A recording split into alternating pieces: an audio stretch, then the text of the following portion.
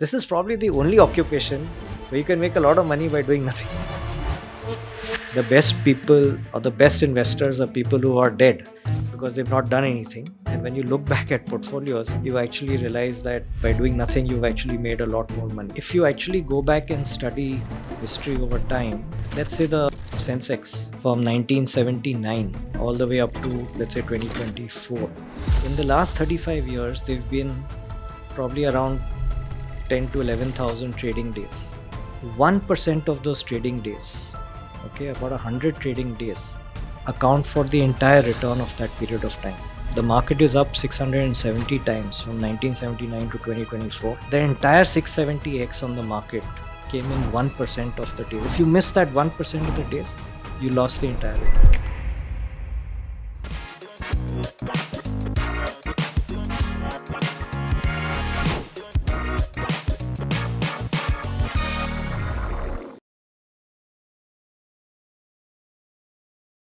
Anup, in just a few years, 361 Asset has become one of the leading asset management firms in India. Congratulations for that and welcome to Money Talks.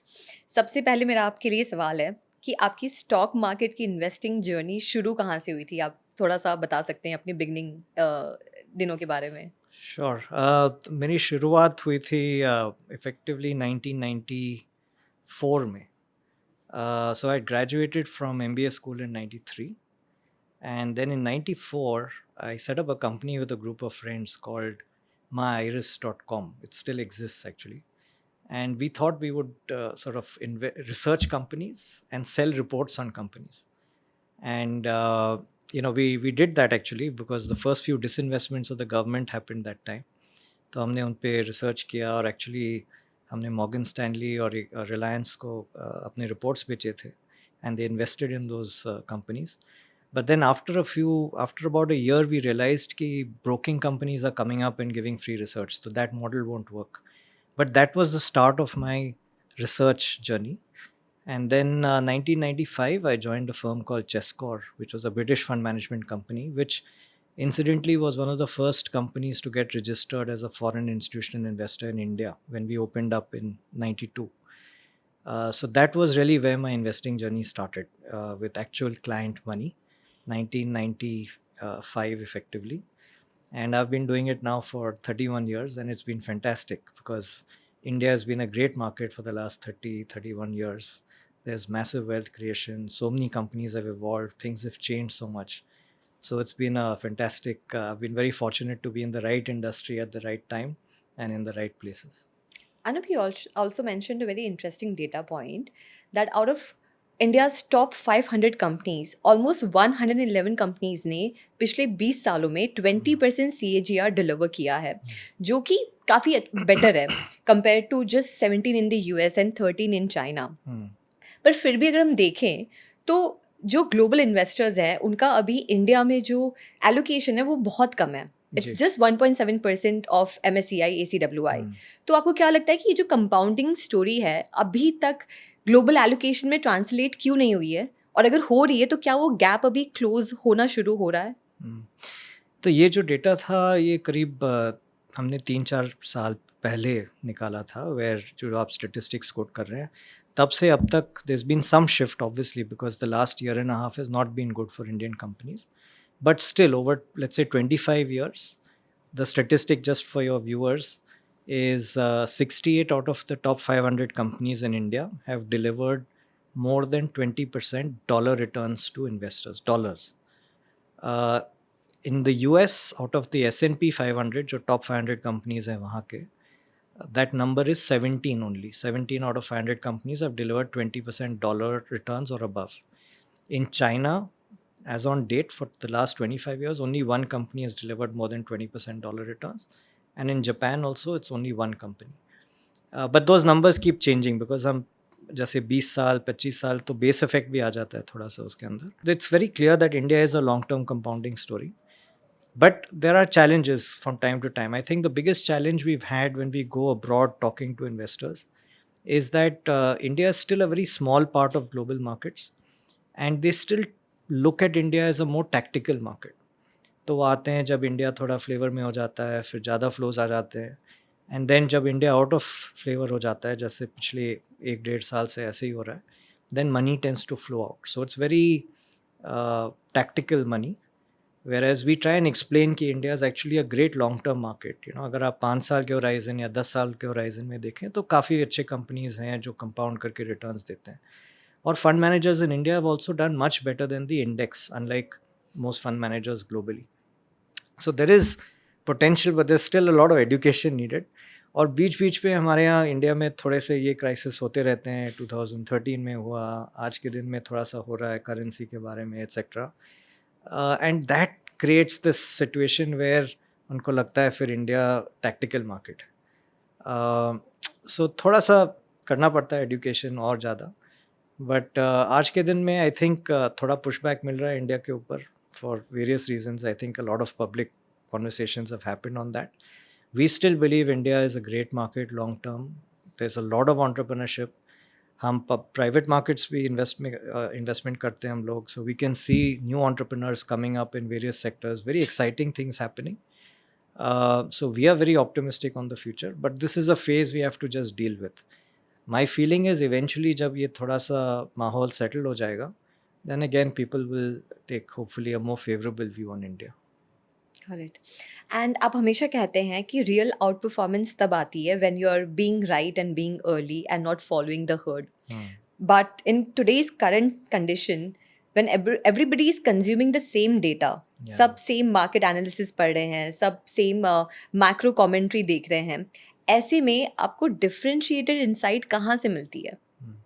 No, you're right. So in 24 hours everybody knows everything. आज का information age में तो सभी को पता है. I think differentiation is how you think in terms of time dimensions. You know, if you can sit back and not get consumed by the short term noise कि इतने सारे events हो रहे हैं और आप react कर रहे हैं हर 2 महीने 3 महीने, then you would be much better if you sat back and took a longer term trend view. Then you ride the volatility better. You can be more contrarian as well. When the market gives you opportunities because of short term thinking, it's always a good opportunity. I think आज के ज़माने में patience value काफ़ी कम हो चुका है. And that is actually hurting people without them realizing it because they're reacting to news all the time. So I think the key is to increase your time dimension of thinking. Time is one of the big arbitrages now. If you can have long-term money and long-term investment horizon, you'll probably do much better. और आप companies में भी काफ़ी strong management देखते हैं, लो जी. Leverage, high margin of safety. But देखा जाए तो हर एक जो भी अच्छी कंपनीज हैं वो मार्केट में ओवर प्राइज्ड हैं. सो आप इस सिचुएशन में कैसे ओवर पे करने से बचते हैं without being on the side lines? Yeah. So sometimes you have to be lucky in the right companies. But typically when we are investing, we struggle with very high P multiple companies. So we try and look for some margin of safety, maybe some contrarian, some good company going through a bad time gives you an opportunity. But very often when we do that also, like you correctly said, you tend to get out also early. So we learned from that. And now what we do is when we invest in a good company, even though the valuations go up, we tend to stay with the company till the time the earnings start disappointing for at least 2 quarters in a row. जब वो downgrade शुरू हो जाते हैं earnings के ऊपर, that is when थोड़ा सा करेक्शन हो जाता है उस समय तक. So we don't get a peak price ever, but that's when we tend to manage or cut our position. So there are two things here. One is how much you buy of something matters a lot. अगर आपने बिल्कुल fantastic company है लेकिन बहुत छोटा wait है, it doesn't really help your portfolio. So you have to buy when there's a margin of safety. You have to ride it.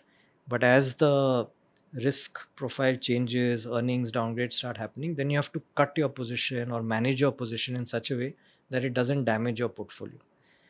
But it is a challenge, like you're saying कि अच्छे companies काफ़ी high valuations पे होते हैं, तो मुश्किल होता है. It's not that easy. You have to be very very sure of earnings growth if you're buying a company at a very high valuation. So right now we actually are preferring more the contrarian approach, कि look for things that are slightly out of flavor but good companies, bad time, and wait. And that's where the patience game gets tested. But if you can have that time duration, eventually you might be better off. Anup, you've been identifying quality businesses for decades now. And in current market landscape, in 2026, According to you, what is the correct definition of a quality business compared to maybe 15 to 20 years ago? Yeah, it's an interesting question because normally the definition of quality was something which was high return on capital, good quality management, predictable businesses, growing consistently. In today's day and age, you know, with technology, things are have much shorter cycles. So I would say quality now requires these ingredients, but also requires a lot of adaptability. You have to be able to adjust quickly, and this is a market where if you don't do anything, you can just lose your whole proposition very quickly. And it therefore boils down a lot to managements, which managements are able to adapt quickly, have the mindset, can survive these changes and cycles. So more than ever, I would say management quality matters a lot, and their ability to navigate through these various challenging business cycles, technology changes, structure changes of the industry, regulations, etc. I think that really becomes very, very important. So you just can't buy any companies thinking of a sector side. You have to pick and choose your companies very well. Anup, we have also seen dot-com burst, 2008 financial crisis, demonetization, COVID. आपने ये worst से worst market conditions experience किया है closely, and I am sure आपका portfolio को manage करने का तरीका, कैसे आप उसको बिल्ड कर रहे हो, वो भी चेंज हुआ होगा. तो वो कैसे चेंज हुआ है over the years? I think एक चीज जो सीखा है हमने is that the best time to invest is when there's uncertainty. You make excess return in uncertain times, when you buy in uncertain times. क्या हो जाता है कि अपना normal human behavior ये है कि when I'm sure of something, then I will buy it. सब कुछ अच्छा लग रहा है, कंपनी अच्छा कर रहा है, स्टॉक ऊपर है, जो भी है.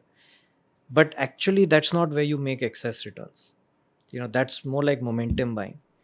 I think the way we see things is that if you buy during bad phases, the subsequent 5-year returns tend to be disproportionately higher. So uncertainty creates mispricing, which creates extra return. Certainty, you will still make some money, but it will be a lot lesser because you're already paying the price for certainty. So it's very tough because mentally you may not have all the variables ticked off. मतलब ऐसे नहीं कि सब कुछ clear है. उस समय uncertainty में ऑब्वियसली क्लैरिटी भी नहीं है, बट अगर वैल्यूएशन ठीक है, मार्जिन ऑफ सेफ्टी थोड़ा सा दिख रहा है कि डाउनसाइड ज़्यादा नहीं है, even in the uncertainty, those are very good times to invest. In the last 35 years, they've been probably around 10 to 11,000 trading days. 1% of those trading days, okay, about 100 trading days, account for the entire return of that period of time. The market is up 670 times from 1979 to 2024. The entire 670x on the market came in 1% of the days. If you miss that 1% of the days, you lost the entire return.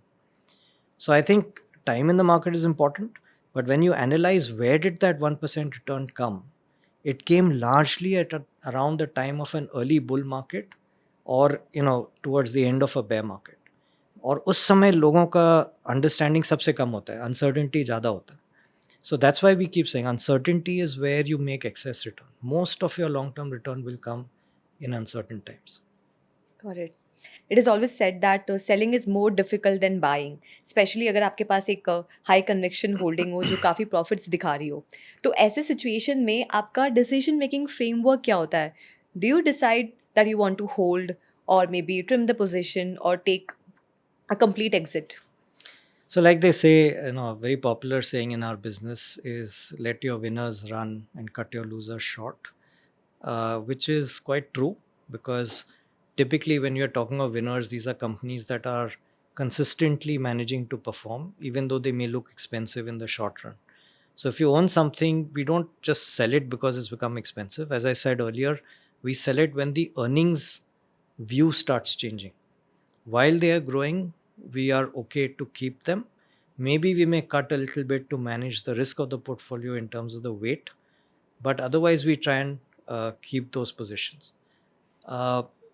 And also it equally applies to your losers. If something is down, sometimes you want to be contrarian, definitely it helps, and you add to your position where you have a lot of conviction and margin of safety.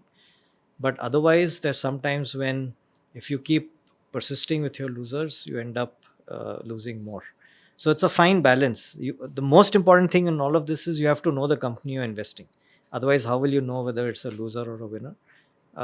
That's where our job comes in and day out. That's all we do. We keep meeting companies, trying to assess, are these earnings going to come, rise, or is it permanent destruction?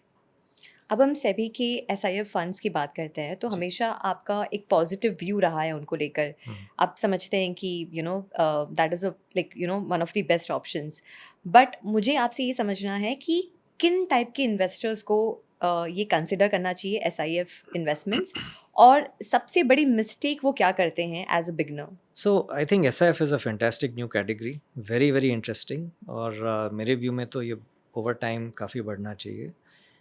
You know, what it is effectively is it has the governance of a mutual fund, right? Because SEBI monitors mutual funds very closely, so it's a very high quality regulated fund, but it offers you very institutional type of strategies. जो बड़े बड़े institutions invest करते हैं, sophisticated strategies, वो भी आपको मिलते हैं. So it's a very interesting combination. I think it's meant for a mass affluent investor, somebody who has enough of the plain vanilla equity funds, wo ho chuka hai, they're looking for something a little different, a better risk reward profile. That's where SIFs come in. Because what do SIFs do? They build normal portfolios for you, but they can also go short. You can also short sell bad companies, and you can try and extract extra return at lower risk. So it's a very interesting sort of segment if you get it right. It's a new area, so people will take some time to discover it. It's meant for somebody who's willing to put in 10 lakhs, doesn't necessarily want to go with a very large amount of money, 1 crore, 2 crore type customers, wo to high net worth ho gaye. But this is for somebody who's mass affluent.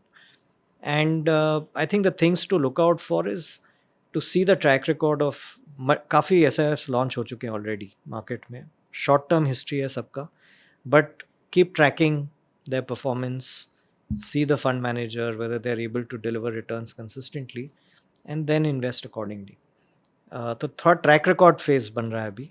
As people get more comfortable with the track record, I think then the size of this industry will keep growing. Correct.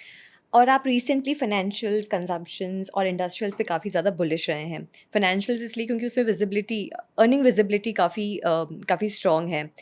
Industrials इसलिए क्योंकि उसमें capex है। तो आपसे मैं ये जानना चाहूँगी कि आज की मार्केट में जब सब ये सारी थीम्स बहुत ही क्राउडेड हैं, सारे फंड मैनेजर्स इसमें ऑलरेडी पोजिशन्ड हैं, ऐसे टाइम में आप अल्फ़ा कहाँ देखते हैं और आपको क्या लगता है कि नेक्स्ट बिग अपॉर्चुनिटी या थीम क्या हो सकती है? So you're right, financials तो सभी portfolios में होते हैं because that's the biggest sector in the market. 30% of India is financials, and they account for close to the same amount of profits of corporate India. So वो तो रखना ही होगा as a core part of your strategy. And financials have a long runway of growth in India. Credit penetration in India is still low, तो काफ़ी borrowing potential है और अपना credit history काफ़ी अच्छा रह चुका है. So I think financials are a regular, steady 15% type of compounding sector. Industrials, I would say, is more a near-term phenomena. Industrials are more cyclical. But आज के दिन में ये जो सारे investments हो रहे हैं renewable energy में, अभी होने वाला है data centers में वगैरह, in that whole infrastructure, power में जो हो रहा है, all of that is supporting this whole industrial sector with strong growth. So like we mentioned earlier, good companies growing, expensive, but keep holding them till the time the earnings outlook changes. But some of the other areas that we think which are not as owned can add alpha. One is telecom. We like telecommunications as a sector because when we look at sectors, what is the framework we are looking at? Framework ये है कि अगर consolidated sector है, कम players हैं, कम competition है और pricing power है, तो both of that combination leads to very strong profitability and good economics, which we are seeing in telecom. अभी बहुत कम players रह चुके हैं. India prices of telecom is still very low. Prices तो बढ़ने ही वाला है.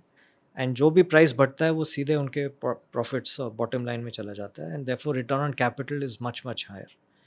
So we see this as a very interesting sector going through that phase. Another sector that has consolidated a lot is cement. Cement में दो बहुत बड़े players हैं अभी, काफ़ी छोटे प्लेयर्स निकल चुके हैं मार्केट में से. And I think both the players now are very clear कि they want pricing to be stable to improving. Cement prices have also been very low for a long period of time. So that's another sector that is consolidating. And one perennial favorite we have at all points in time, we've been saying this, is healthcare. Healthcare is a sector that is very defensive through all ups and downs. And that's a sector I think India is very well positioned for, whether it's contract manufacturing or biosimilars or whatever, that whole landscape of pharmaceuticals I think is an area that we like. और mid और small cap में जो recent volatility हुई है उसकी वजह से investor confidence काफ़ी ज़्यादा इम्पैक्ट हुआ है. पर जब मिड कैप और स्मॉल कैप में जो रीसेंट करेक्शंस आए हैं उससे क्या आपको लगता है कि न्यू एंट्री डेटा पॉइंट्स आएंगे जिससे कि नेक्स्ट 5 years की जो रिटर्न्स हैं लार्ज कैप वो मैच नहीं कर पाएगा? So actually mid caps small caps काफ़ी बाउंस भी हो चुके हैं. मार्च में काफ़ी गिरे थे और फिर अप्रैल में काफ़ी बाउंस हो चुके हैं. तो that's the nature of the beast, वैसे ही चलते हैं. जब बिकते हैं तो फिर वॉल्यूम कम हो जाता है और बहुत ज़्यादा बिक जाते हैं, फिर जब वापस उठते हैं तो कम वॉल्यूम पे ऊपर भी चले जाते हैं. एंड बाय द वे ये थोड़ा सीजनल भी है.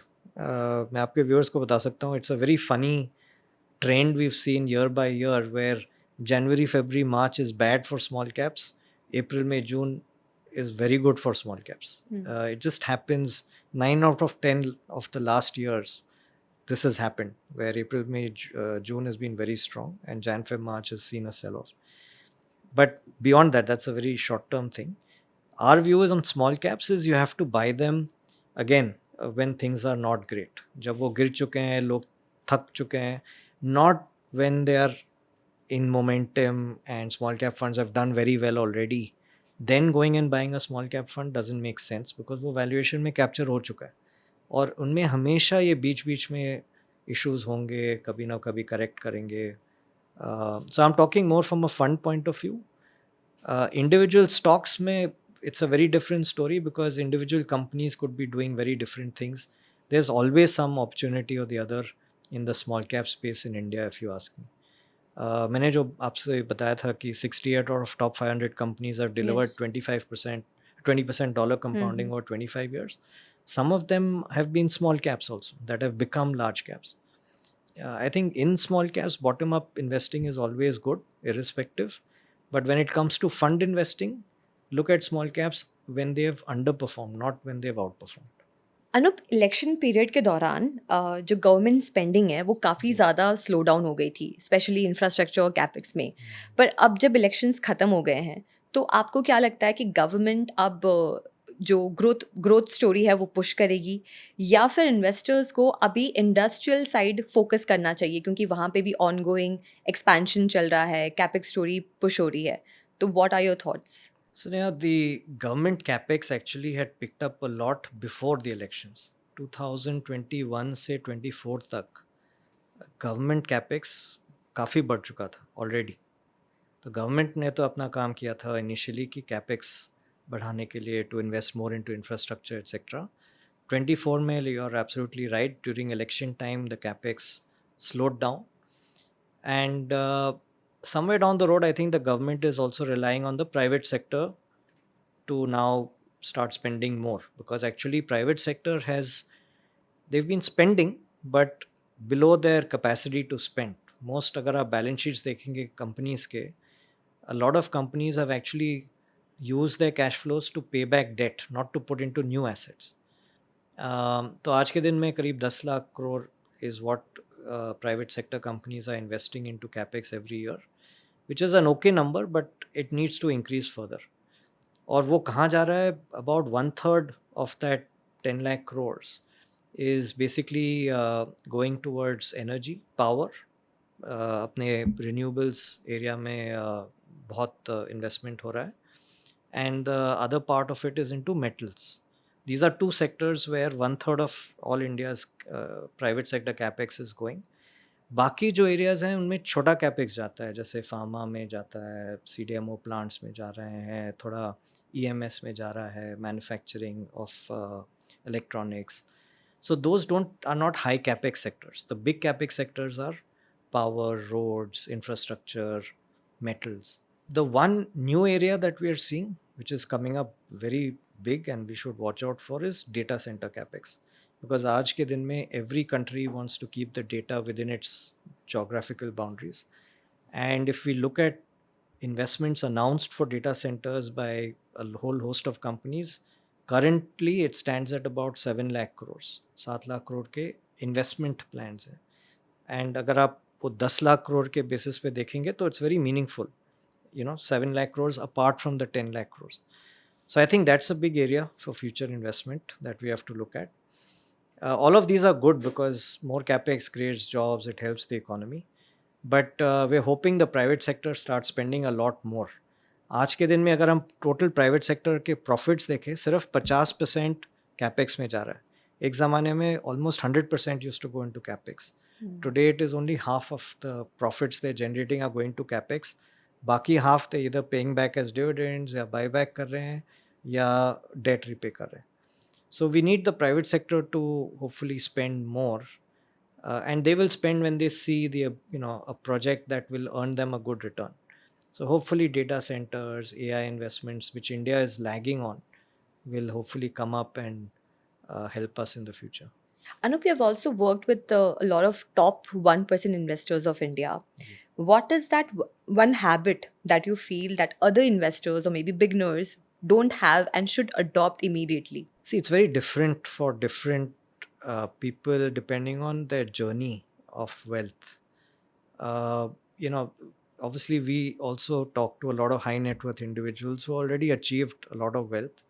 What we observed with them is then they have the liberty at that point of uh, just building very strong processes and systems and allocations of capital.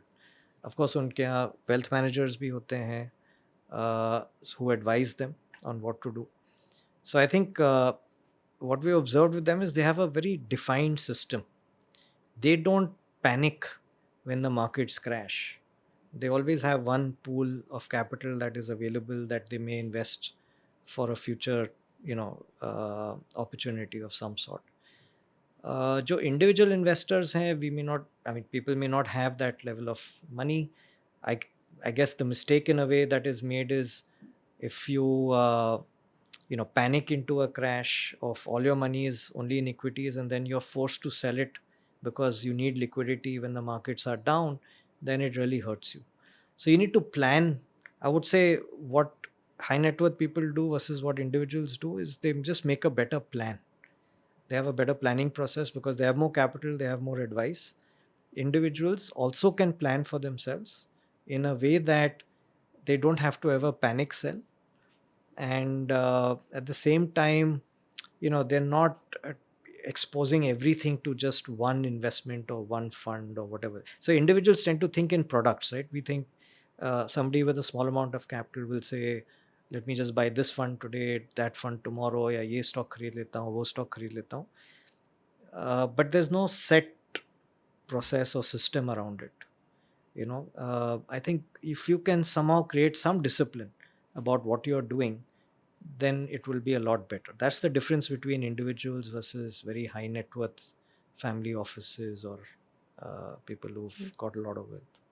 Okay. Also, in bull market, we have seen that most of the investors, especially beginners, feel confident. उनको लगता है कि markets perform कर रहा है and they know about the stock market. But reality तब पता चलती है जब corrections आते हैं market में 15 to 20%. तो ऐसे situation में आप क्या करते हैं? What is your strategy? Do you hold the cash? और hedging के through आप वो strategy pick करते हो या फिर आप सोचते हो कि corrections में और buy करना है?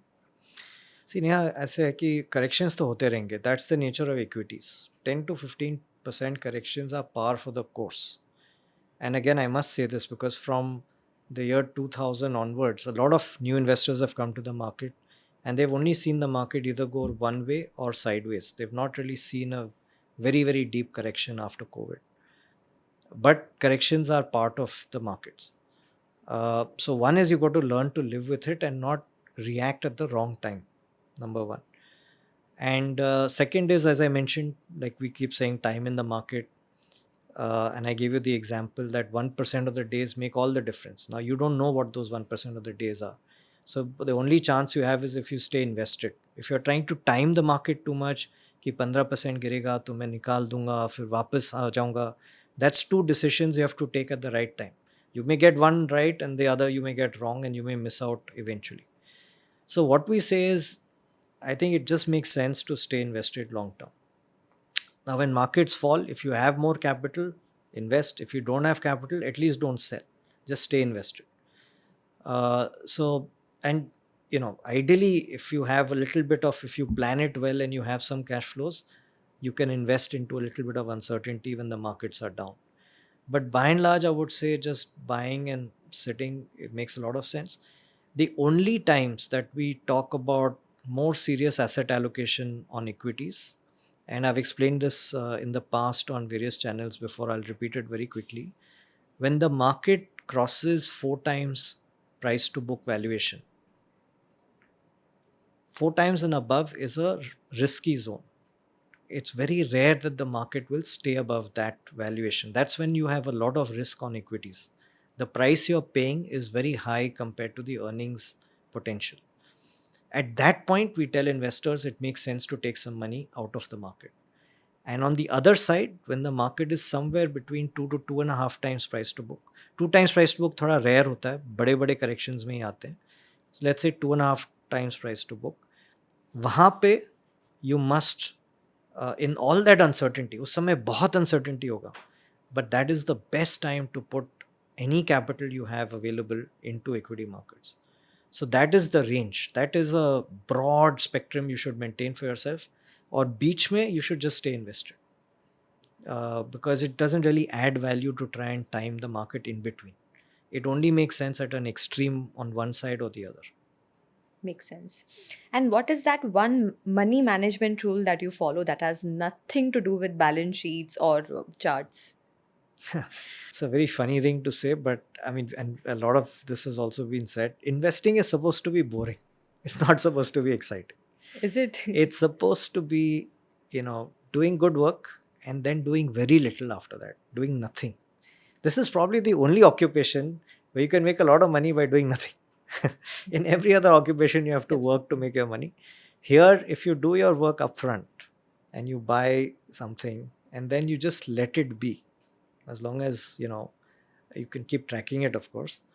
But very often, those end up producing the best returns. I mean, there's that whole joke in the US also, not a joke really, it's stories that are told about the best people or the best investors are people who are dead because they've not done anything. And when you look back at portfolios, you actually realize that by doing nothing, you've actually made a lot more money.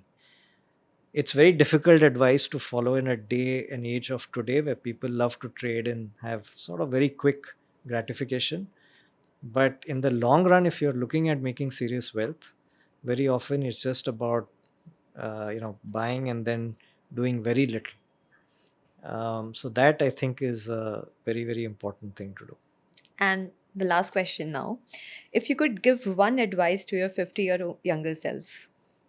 To my 15-year-old self, oh my gosh, I would have put everything into equities 15 years ago. So one is the power of compounding, right? I think equities has shown that as long as there's growth in companies, you will make a return. I mean, that's what compounding does. So invest early, start early, number one, without exception. And again, I've quoted this also before, I'll repeat it again. This was a small experiment I had done maybe I don't know now 10 or 15 years ago, where I have two nieces, and they were very young that time, and I wanted to inculcate the discipline of starting early in them. So I gave them two of them totally. I gave them 3,000 rupees every month, and I'd said the rule was 1,000 of that you have to invest in a stock, 1,000 of that you have to give to charity, and 1,000 is your pocket money to spend, no questions asked. And every month you have to tell me what charity you invested in and why. Just one line, what business you bought. I don't need a thesis on the company, just what does it do and why. And that's it. You do it and you will get the next month money as well. So they just did that, and we did this for about a couple of years, and it worked very well because you sort of get used to the concept of investing, and then you realize what compounding can work for you. So you learn three things: you learn how to invest, you learn how to give, which is very important in a country like ours, and you learn how to spend also. And that sort of makes you a much more well-rounded person. So start early, rule number one, and let the power of compounding work for you. And rule number two is follow a process in life, in anything that you do, whatever job you're in, whatever profession or investing. Uh, there is a framework you have to make. Life is about framework. And if you can set a process for yourself, follow the process, don't focus on the outcome. If you're buying good companies and you've defined a process for that, just follow that. Or for investing in funds and you have a process, follow that. Don't bother about the outcomes will eventually happen. Very often we judge our processes too quickly, or markets may misbehave in the short run and we feel upset about it and we lose track of our process and our emotions take over. So just avoid that. Whatever, whether you're a cricketer or you're a investor or you're a doctor or whatever, process always matters. Have your process and have the discipline of following your process. Outcomes you just leave, I mean, they will happen. So yeah, these are a couple of things I would suggest. Thank you so much Anoop for joining us today. I think आपने जो भी insights share किए हैं बहुत ही interesting थे। हमारे पास time constant है इसलिए हम इसको और लेंदी नहीं कर सकते, but I would love to hear more of your insights. तो होपफुली हम नेक्स्ट पॉडकास्ट में ज़रूर और इन डेप्थ सब कुछ जानेंगे। Thank you so Bilkul. Much. Look forward to that. Yeah, and thank you for this, and wish all your investors a very happy investing journey, all your viewers. Thanks a lot. Thank you.